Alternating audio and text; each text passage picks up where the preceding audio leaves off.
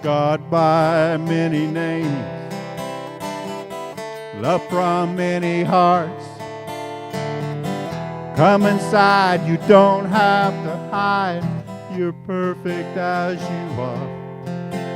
You're already not alone. Welcome home.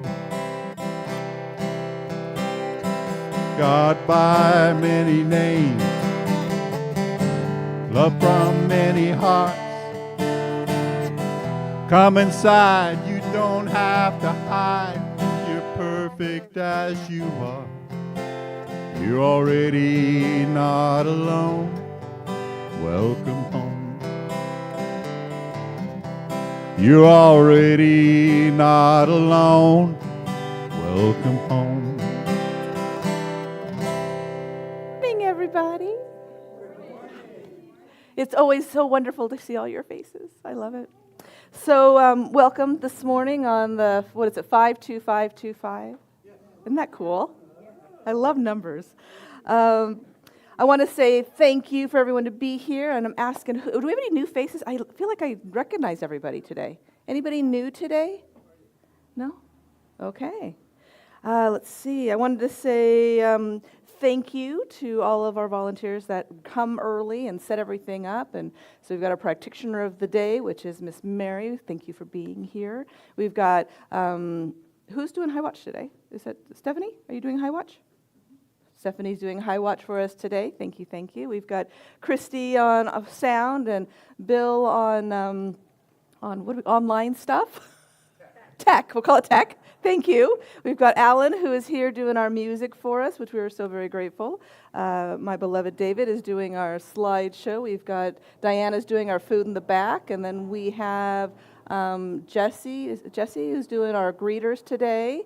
So we're so grateful for that. So thank you for all of the people that come together to help create this for us. Let's see. We're going to do a little bit of a meet and greet. So we're going to take a few moments to say good morning to all of our fellow congregants.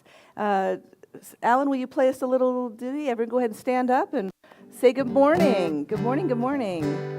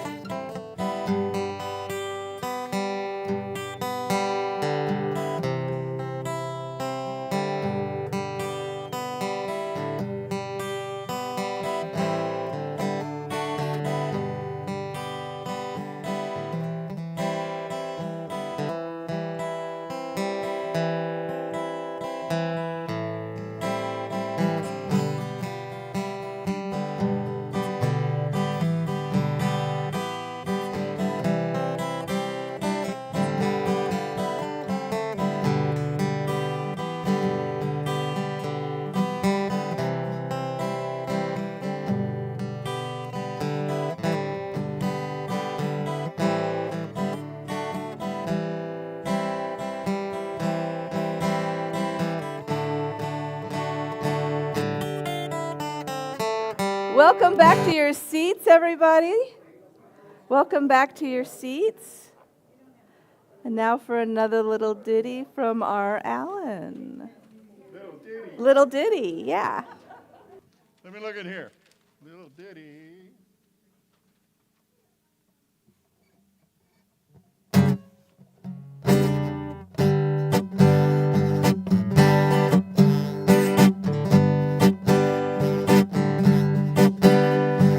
Think of your fellow man, lend him a helping hand, put a little love in your heart. You see it's getting late, please don't hesitate, put a little love in your heart.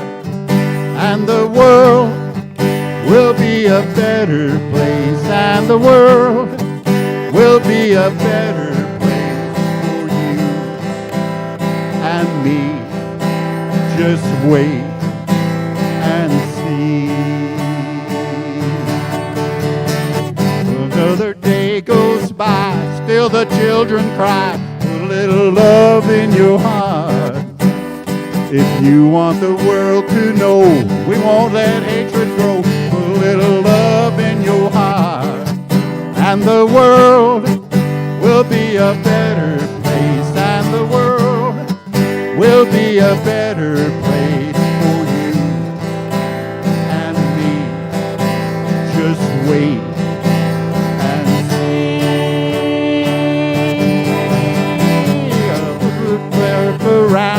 If you're looking down, put a little love in your heart.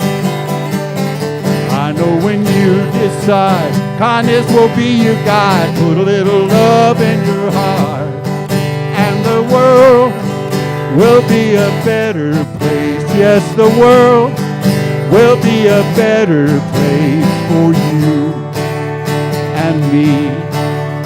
Just wait and see. Put a little love in your heart each and every day. Put a little love in your heart. There's no other way. Put a little love in your heart. It's up to you. Put a little love in your heart. Come on now. Put a little love in your heart. We've got to put a little love in our heart.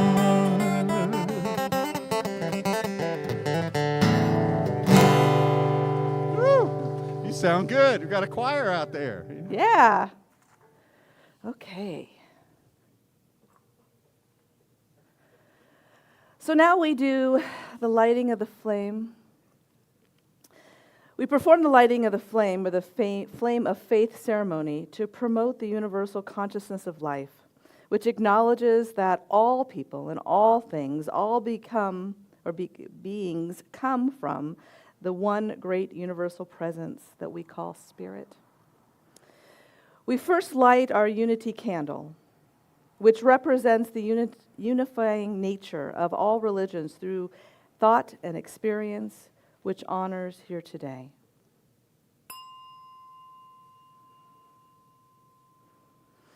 So when I bang or click the bowl, we're going to take a deep breath together and then release, knowing that unity. We light the next candle for the Semitic traditions, honoring the belief and practices of all indigenous people, the way of the primal spirituality.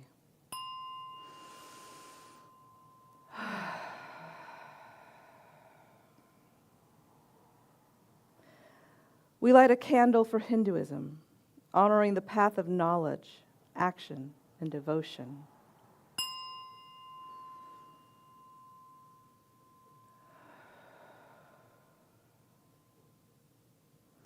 We light a cow for Tao, honoring the universal path of harmony, equilibrium, the nature's way.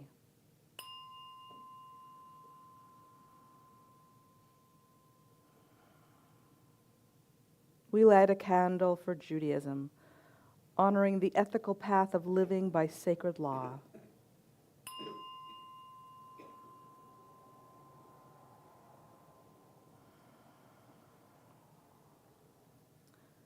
We light a candle for Buddhism, honoring the Four Noble Truths and the path of compassion.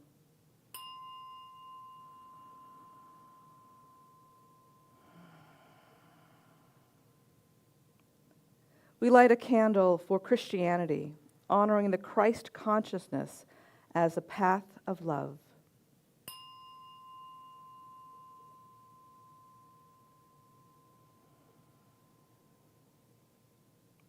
We light a candle for Islam, honoring the path of compliance with the will of God and as the highest calling.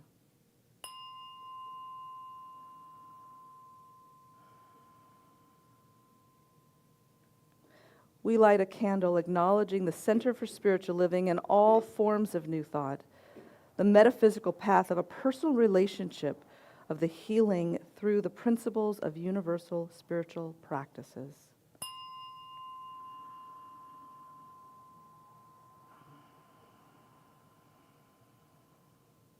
We light the next candle for inclusivity, affirming that those that are seeking a stronger knowing and understanding of divine love are welcome here. There's nothing outside of God. You are welcome here.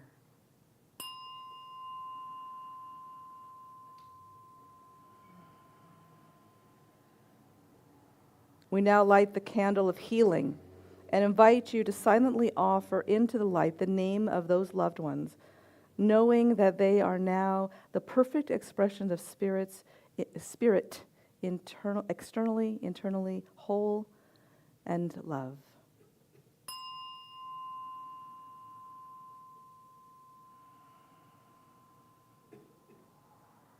And so it is. So it is. We're going to continue this kind of quiet time. We're going to sing a song about silence that a friend of mine in Nashville, Tennessee wrote. And then Mary's going to come up and offer our invocation, and we'll finish the song.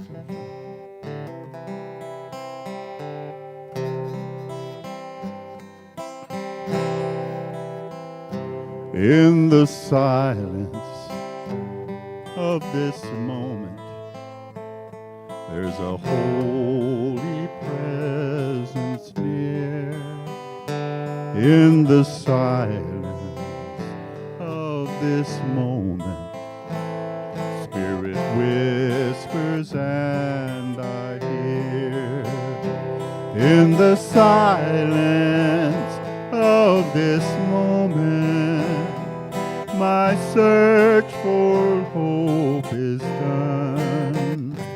In the silence of this moment, God and I are one. God and I are one. Good morning. I ask those that are willing to close their eyes to please do so. And take a very slow breath in. Hold and pause for a moment and let it back out again. And continue that slow breathing as I do the invocation. I acknowledge there is one constant presence as I turn within and tap into that indwelling presence. One force encompassing everything that is in existence. One energy from which all things are made. I recognize this as truth. There is nothing that exists outside this one presence. As I breathe in, the grace of God permeates all of my cells, feeds me to the core of my being. There is no place that God is not. It moves through me and throughout all creation. Having recognized the magnificent and awesome power of the one presence that is absolutely everywhere within the universe, I realize that this same intelligence that created everything does not stop being where I am. Therefore, it is within me. I am one with this presence. I am a divine being made of God energy, having this incredible human experience. As I know this is true for me, I know this is true for everyone here on this beautiful spring morning. There is nothing outside this one. I consciously align myself with this indwelling presence each moment as I continually cherish that which is within me. There is no better means of developing my inner life than by continually beginning again each day, each minute, and each moment. This is what staying present moment means to me. And so, as we embark on today's journey, this beautiful and amazing morning, to celebrate Memorial Day, a symbol of sacrifice by so many for our freedom, please open your loving heart and listen with new awareness. So I bless and thank all those who are participating today, all those who give of their time to create this gathering, to all our teachers and students who demonstrate a strong quest for knowledge of our principles and our philosophy. And so it is. So it is. In the silence of this moment, there's a holy presence the silence of this moment, Spirit whispers and I hear. In the silence of this moment, my search for hope is done. In the silence of this moment, God and I are one. In the silence of this moment, God and I are one.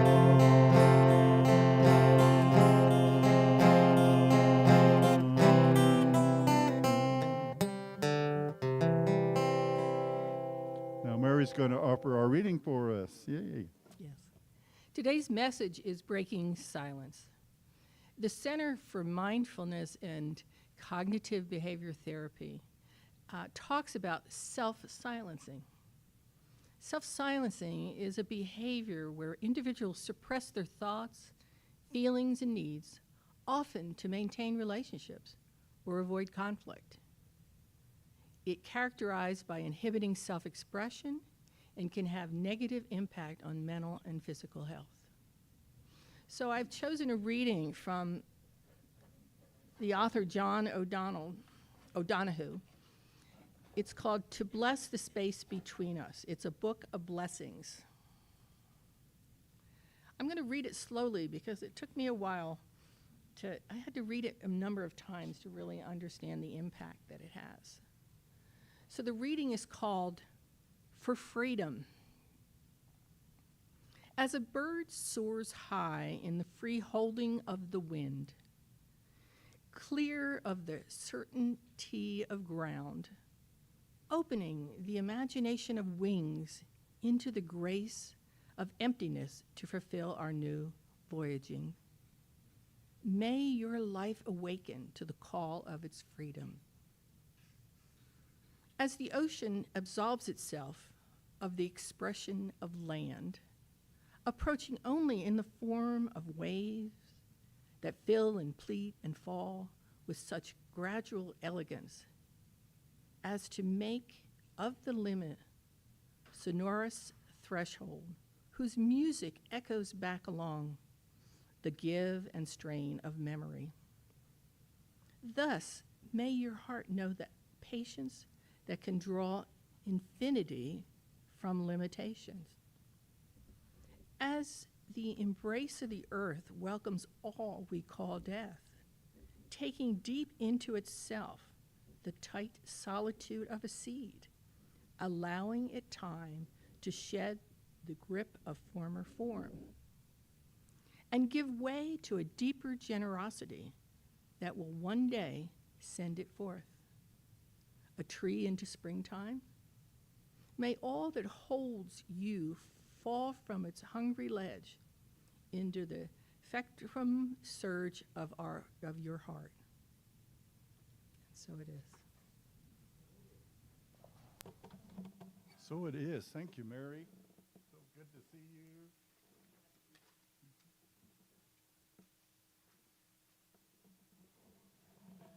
So I was going to learn this song yesterday, and I went to a party instead. So this is going to fit the new banner I'm going to put up. It takes an artist to sing the wrong lyrics with confidence. I am a true artist. So most of you should remember this song. Michael Jackson and Lionel Richie wrote it, and they had a couple events where they did.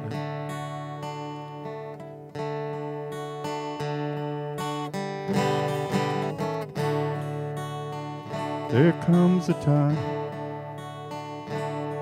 when we heed a certain call, when the world must come together as one. There are people dying, and it's time to lend a hand to life, the greatest gift of all.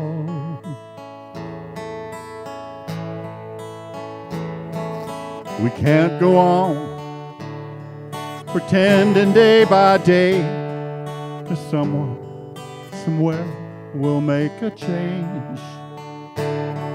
We are all part of God's great big family, and the truth, you know, love is all we need. We are the world, we are the children, we are the ones who will make a brighter day. Let's start giving. There's a choice we're making. We're saving our own lives. It's true, we'll make a better day, just you and me.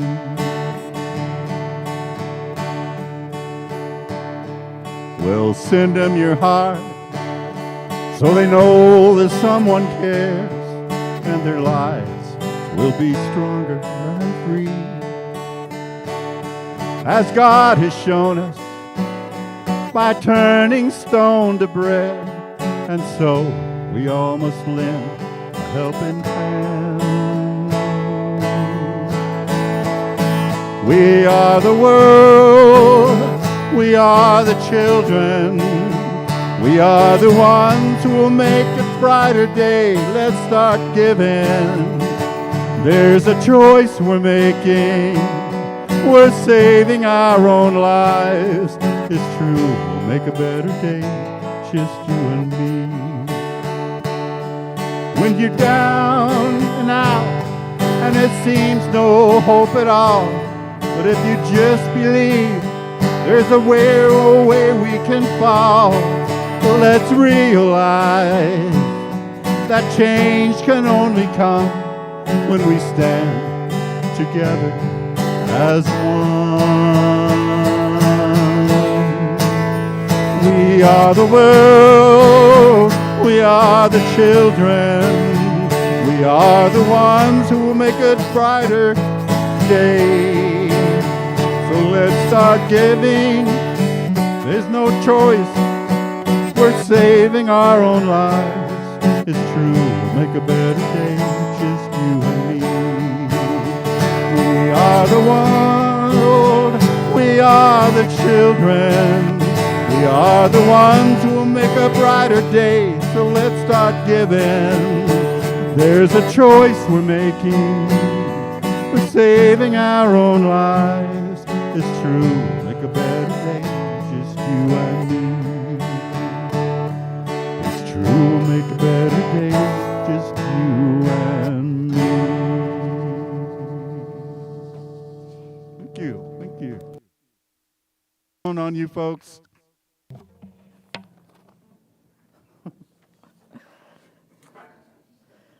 That was truly an individualized interpretation of that song, Alan. Thank you so much. Thank you.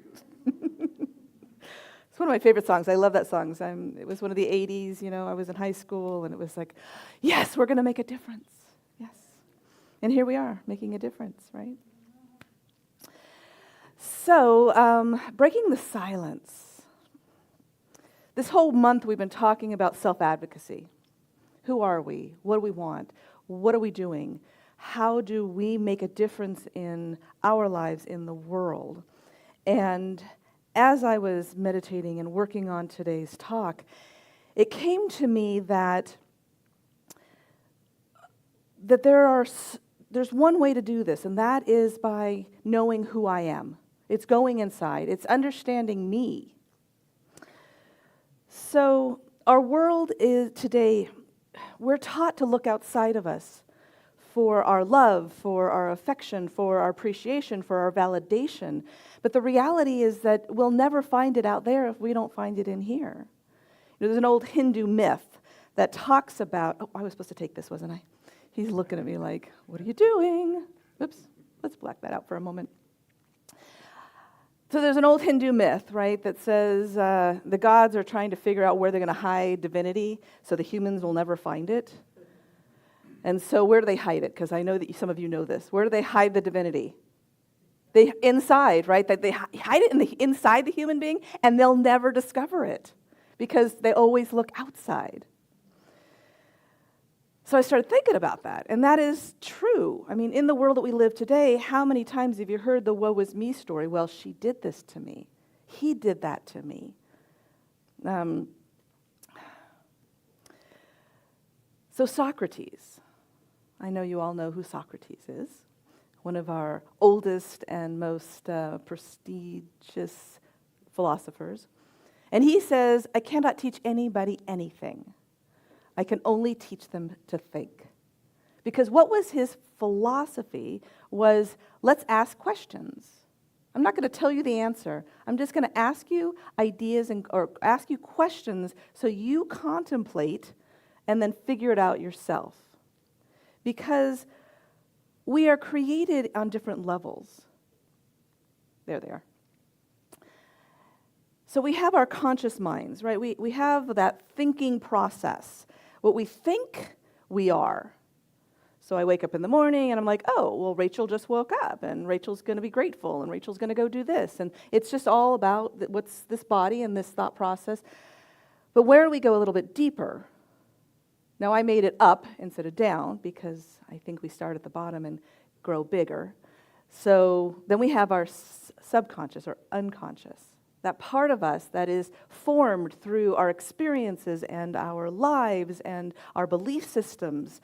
And what we do with that subconscious is we create the world around us so that our conscious mind has something to do and to think and to be in. And then we have our superconscious. And in science of mind, we call that the race consciousness. I think we should change it to the universal consciousness or the God consciousness. With no apostrophe S. So God consciousness, not God's consciousness. Does that make sense? And the reason I say that is because when we make it God's, with an apostrophe S, consciousness, then we're thinking that God is something else, that there are something not me that is God. But the reality is I am. I am that. Because by being, I am that light. So last talk I talked about the analogy, and I'm still working on the analogy, and it comes to my brain like daily at this point, is that there is always the light that is God. That light is bright. That light is white or whatever color you want to make it, and it shines. And if we had a projector and we're shining that light, it is beautiful, but awfully boring. And so we come to this world and we create a film with shadows and color and different things, and we put that in front of the light so that we have something interesting to do. I was watching a K-drama. You guys have Netflix? They have the K-dramas, and some of them are dubbed, and with my dyslexic mind, I can't do the subtitles. I can only do the dubbing. So I'm watching this K-drama, and it's riveting, right? It's one of those historical ones, and there's the father is this, and the mother is this, and there's the adopted son, and then the pretend son comes in, and by the end of the story, I'm crying because the father's dead, and the adopted son is dead, and the pretend son is dead, which ended up being the lover. Oh, but man, it was so much fun. Even with the tears and the clogging of my throat because I couldn't breathe. And I'm like, this is our lives. This is what we do. We want to be entertained. Richard Bach in the book Illusions, one of my very first metaphysical books that I read, he talks about why are we going to the film? Why do we go to the movies? We go to the movies to be entertained or to learn. And that's what life is. Life is about being entertained with all of the drama and to learn, to grow, to take our consciousness, our conscious mind, and move into our subconscious mind and allow it to connect to all mind, universal mind. So if I'm in charge of my conscious thoughts, I can go in and I can start weeding. Oh, that's a negative one. I don't want that one. That one's not leading me where I want to go. I'll get rid of that one. But the reality is that the weeds continue to grow because we haven't gotten to the roots. Because where are the roots? In the subconscious mind. And so getting to that subconscious mind, it's kind of tricky because we don't know what we don't know. And that's where the meditation and the mindfulness and the taking the time to breathe and to sit and to break the silence of the busyness of the world we live in. So think about that. We live in such a busy, loud world that we become silent to ourselves.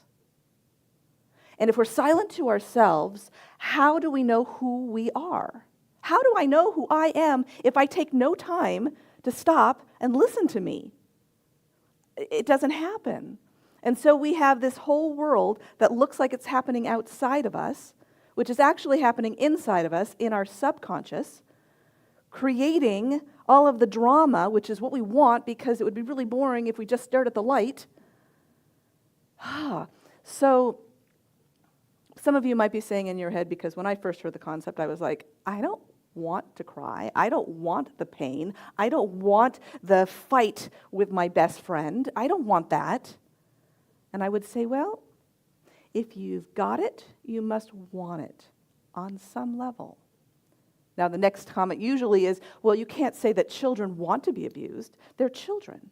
And I'm going to say, absolutely, I'm not saying that children want to be abused. Rape victims don't want to be raped. I'm not saying that. I'm saying that there is a superconscious which has a tendency to apply its beliefs into our subconscious, which applies its beliefs into our consciousness if we're not paying attention, because everything flows downhill, right?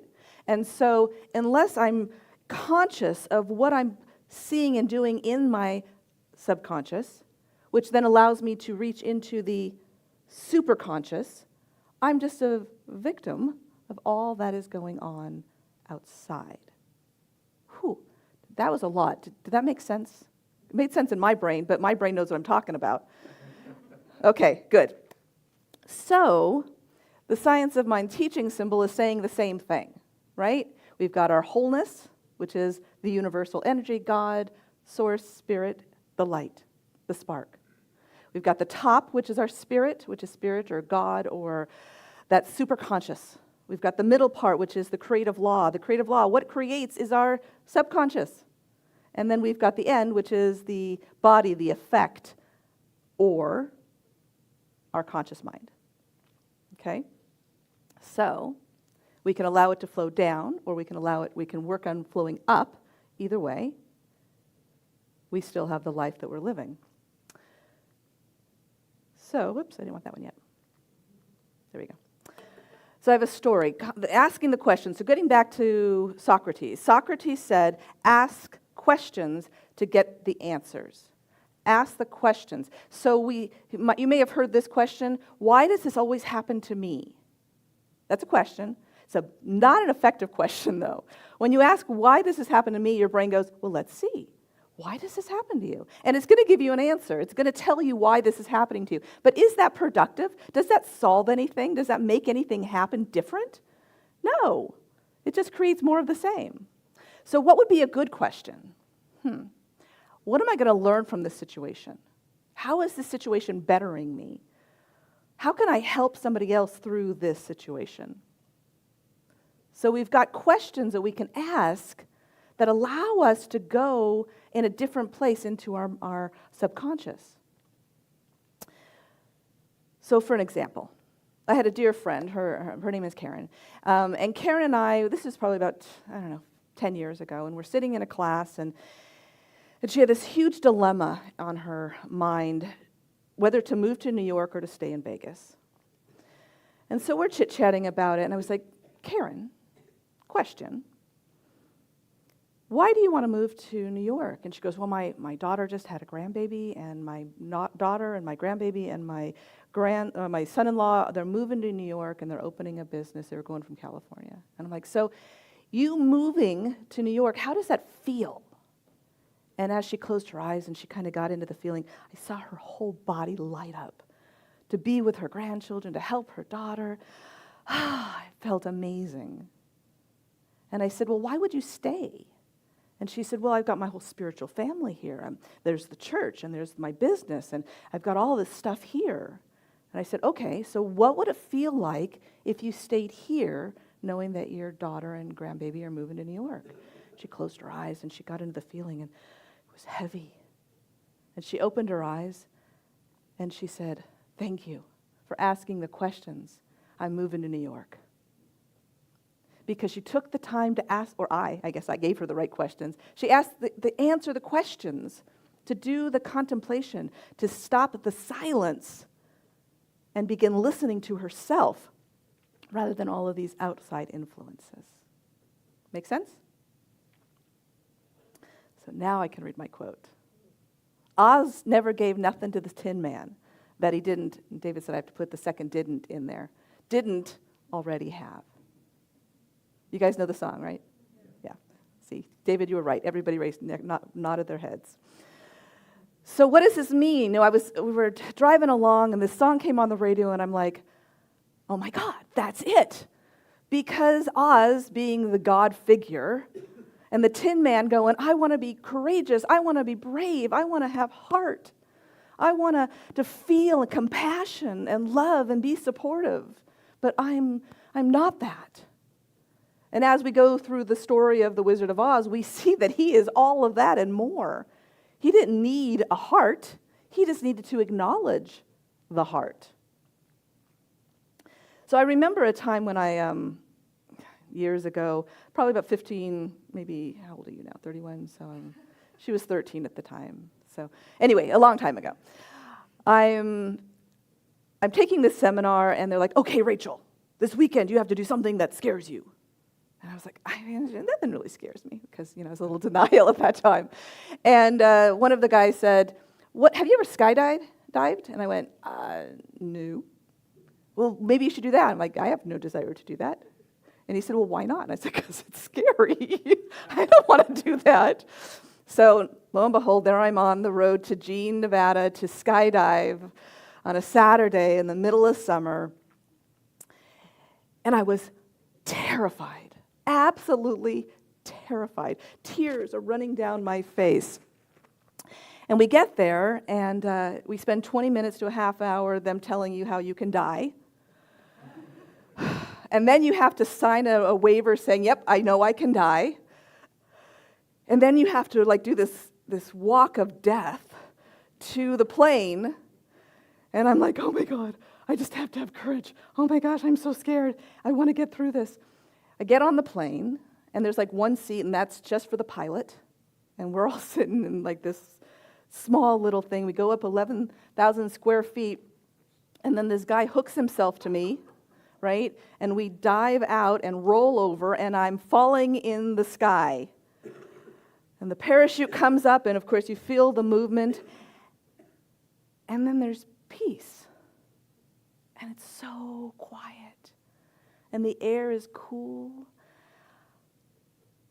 And I remember looking down, and it was amazing. Absolutely amazing. And then, of course, you land. You have to pick up your feet and boom, boom, boom along the ground. And I thought to myself, this is a milestone. This is one of those points in my life that at any point in time I go, this is way too big for me to handle. I can think I jumped out of a plane, and it was amazing. And so that was inside of me. Nobody gave me the courage to do that. Nobody made me sign that piece of paper or walk to the plane or get on the plane. I did that all in me because Oz never gave nothing to the Tin Man that he didn't already have. And we all have that because we all have that divine spark in us. We are that divine spark. So Ernest Holmes says, the one who attempts to heal oneself or another through the recognition of the creative power of mind and the ever ability of good, notice I have good is capitalized and bolded because good represents that universal energy. Some people call it God. We got light and universal energy. Is a mental or spiritual practitioner. Practitioner is just simply somebody who practices their whatever. So you have a doctor who's a practitioner, a medical doctor, a chiropractor doctor. You've got a nurse practitioner or someone who's practicing nursing. Spiritual mental practitioner are those who practice the spiritual and mental skills. Such a one refuses to allow negative thought to control one's consciousness. knowing what we're thinking, understanding, breaking the silence is the power of being a spiritual mental practitioner. This person endeavors to greet the divine in everyone they meet. Have you ever done that practice where you walk through your day and when you make eye contact with somebody, you go, I see the God in you. I see the God in you. I see the God in you. I see the God in you. Knowing that every person I make eye contact is a perfect expression of God. Everyone. And in that knowingness, I can love you no matter what you're showing up as, whether I agree with it or not. And in this world that we live in, there's a lot of people that I don't necessarily agree with. But I can love them, and I can honor them as a perfect expression of God. Because we know that God is coming to express here as me, as Stephanie, as Tina, because we're here to have the experience. We are the light, that bright light, but we put the film in front of it, which is our individuality, to have the experience. That's kind of cool.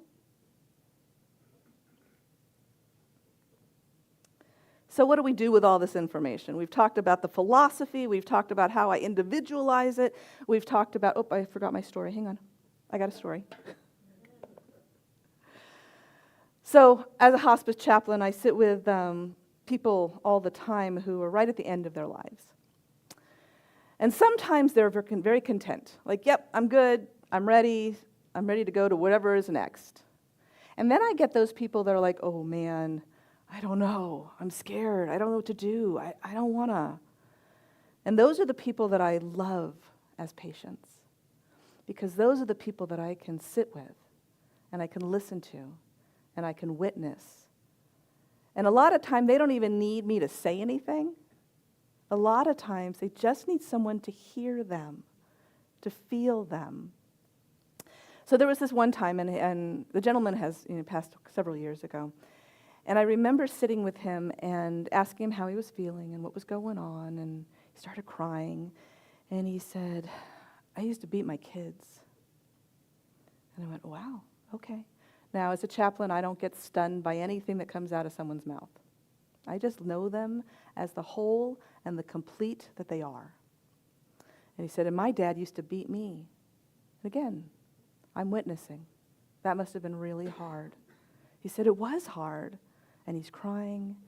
And so he continues to tell me the story of his dad and then his kids and then his latest girlfriend. And the reason he was laying in that particular bed was because his girlfriend had attacked him and had beat him up. And now he was on hospice care. And after the 30, 40, 50 minutes that we sat together, his tears had stopped. And there was a peace that came over him. And he looked at me and he said, thank you. Now, in all honesty, all I did was sit there and witness his story. I didn't do anything. I've asked some questions, but that was it. And he was able to come to a place of peace because someone was willing to just hear him. It's powerful, and it's just being in the silence to allow that space of love. Now I'm ready for my next step. Reflect, remember, recognize. 3 things to remember. So we're in life, we're doing along, we're driving on the freeway, or we're sitting with a friend, or we're at work, and something happens, and there's an emotional reaction. So what I know is that if there's an emotional reaction, there's something in there for you to look at. Little story. I have a good friend of mine. He had a little daughter at the time, and he's telling me the story. And the daughter comes in, and she's crying. And she's like, they're picking on me downstairs. And he goes, what are they saying? And they're saying, I'm ugly. And he says, well, is that true? And she goes, no. He goes, well, then why is it upsetting you? She goes, because they're saying it. So he said, well, honey, if you were wearing pretty little blue shoes, and you walked outside, and they were teasing you about the ugly red clown shoes you were wearing, would that upset you? And she goes, no. because that wouldn't be true. And he says, then why is it upsetting you that they're calling you ugly? And she sat about and she thought about it. And she said, oh, okay. Because she realized that the reason it was upsetting her is because maybe there was part of her that thought she was ugly. And once she rectified that, she didn't care anymore. So be aware that if there's an emotional reaction happening inside of you, that there is something that you have an opportunity, you don't have to, no, we don't have to do anything, but you have an opportunity to look at it and go, what's that about? So reflecting, asking the questions, what is that about? What can I learn from here? Why is that so upsetting to me? Then moving to the next step and remembering who you are. I am divinity. I am an expression of God that is having an experience that this incident is pissing off. Okay, that almost makes it kind of like a game. So where do I figure out, or how do I figure out why this is upsetting me in this divinity of this experience? Making sense? Okay. And then to recognize that the individual who's standing in front of you that's upsetting you is doing you a favor, is whole and complete in their expression, and is offering you the opportunity to learn something new about yourself, to break the silence. So reflection, ask the right questions, or good questions. I guess there's no right or wrong questions, but effective or ineffective questions. Remember who you are, and then recognize the gift that you are being given by the opportunity to grow. So I want to end with what we believe. So everybody knows that we have 11 statements on CSL, that is the what we believe in our practices, right, our spiritual practices. So number 2, what we believe is that the individualization of the Spirit is us, and that all people are individualizations of the one Spirit. Let me read it one more time. We believe in the individualization of the Spirit in us, that all people are individualizations of the one Spirit. And I would even go beyond the people and say everything is that individualized Spirit. We have an affirmation, okay? Everything I seek is already within me. I trust my heart, my wisdom, and my worth. Okay, everyone go ahead and stand up. We're going to read it once through together, and then we're going to say it with meaning.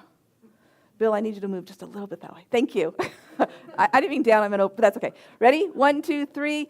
Everything I seek is already within me. I trust my heart, my wisdom, and my worth. One more time with feeling. Everything I seek is already within me. I trust my heart, my wisdom, and my worth. And so it is. So it is. Okay, let's pray. So knowing that God is all there is, all-knowing, all-powerful, all-present, knowing that it is the source of all things in life. It is who and what I am. It is the breath, life, and bone of me.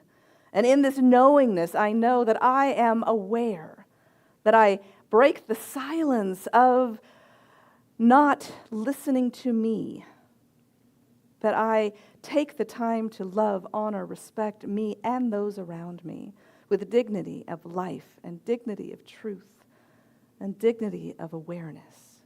And with this, I am so very grateful, so grateful for the truth that I am, that all is, in this beautiful game that we play called life. And I release my word into the law, knowing it is done, done, done, and together we affirm by saying, and so it is, and so it is. Okay. You ready for a song? Oh, that's me, isn't it? Thank you, Rachel. There we go. So now we are going to do our our investment into our community. We're going to allow ourselves to give so that we can receive even more. So there's several ways that we can do that. We give through Zelle, online, PayPal, if the QR code is there. If you don't know how to use it, if you take your phone and you just hold it up to the Q card, it'll like bring up a website. You can click on it, and then you can tithe that way. You can mail it, which I'm not sure why you do, but you can. Yes.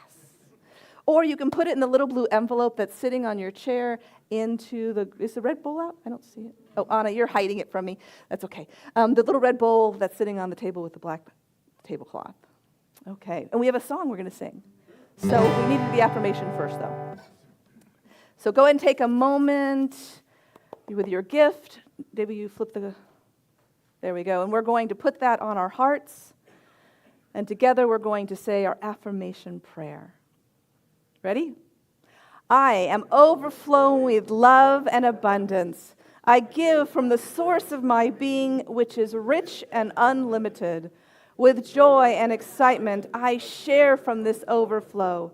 In return, the universe gives back to me in infinite ways, channels, and means. And so it is. Amen.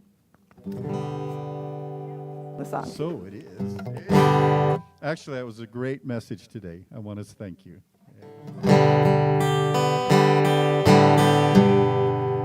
I release and I let go. I let the Spirit run my life, and my heart is open wide. I am only here for God. No more struggle, no more strife. With my faith I see the light. I am free in the Spirit. Yes, I'm only here for God. I release and I let go. I let the Spirit run my life. My heart is open wide. I am only here for God. No more struggle, no more strife. With my faith I see the light. I am free in the Spirit. Yes, I am only here for God. I am free in the Spirit. Yes, I am only here for God.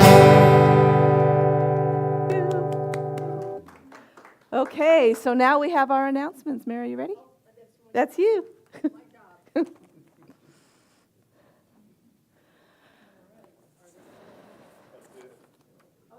Yeah.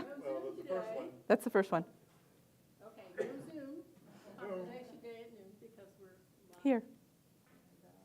So the next in-person is June 8th, and the title is Do What You Want to Do. And there is always prayer requests. Our practitioners are available for a moment of prayer today, towards the back there, or you can email, and the address is right up there, and you can ask at any time, and you can call any of us at any time. The upcoming Sundays, Reverend Joe is going to be doing June 1 online in living color, and then in June 8th, as we said earlier, in person, Do What You Want to Do.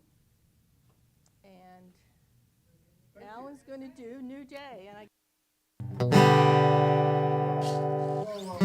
New Day, I just want to say thank you, Christy, for doing the sound. She has just saved me from underwater several times. But she's going to pull a snowbird on us. And she's going to go take a trip to Colorado, and we won't see her again till September. Oh, we love you, and thank you so much, Christy. So that being said, anybody that might feel inclined to learn how to do this job that she's helping with, you don't have to do it every Sunday. We'll get some people and we'll take turns. It's not hard at all. And you don't have to be here at 9:30 unless I'm not here, but you don't have to be here at 9:30 and get all this going. You can show up if you can't be here until a little bit later and get this done. But what you do there, so like 4 little knobs that you work with all day, right? So it's pretty easy. So if you'd like to try it, let me know, and we'll get you going on that deal. And that would fill a big vacuum that we have right now in our volunteer corps. And when you do that, it's going to be a real good new day then, wouldn't it? It's a new day. Today it's a new life. I wait without fear. I take my faith and fly because I know that I can create my own destiny. The past is gone, it has no power here. I'm a mighty force of spirit's atmosphere. So I choose to grow, yes I choose to fly.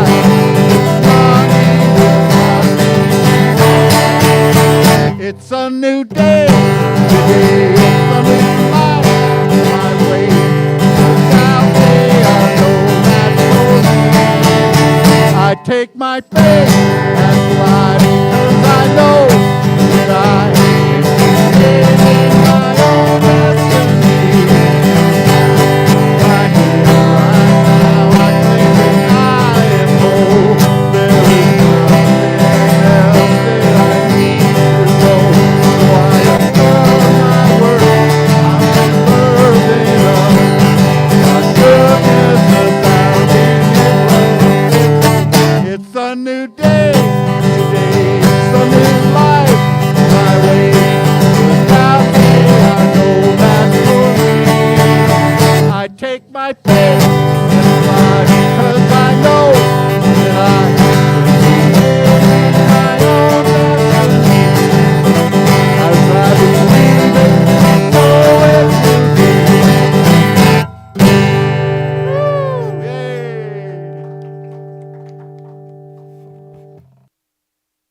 And we have food and entertainment. We got it all right here. Yeah.